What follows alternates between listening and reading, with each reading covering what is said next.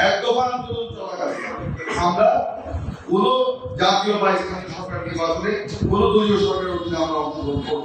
এই সরকারকে সহযোগিতা করা মানে এই আন্দোলন করতে গিয়ে আমার আপনার যে আত্মত্যাগ, আমার আপনাকে রক্ত, ঘাম, শ্রম সমস্ত কিছুর সাথে বেইমানি করা। আমাদের কোন ব্যক্তির জন্য বিএনপি অপরিহার্য নয়, কিন্তু দেশ, জাতি এবং আমাদের জন্য বিএনপি অপরিহার্য।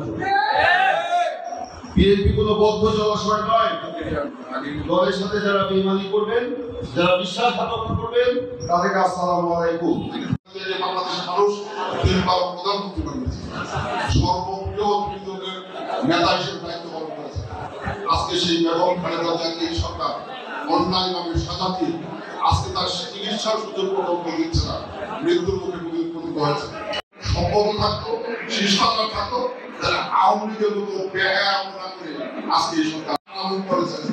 সারা বাংলাদেশে লক্ষ লক্ষ নেতা কর্মীর বিরুদ্ধে মামলা।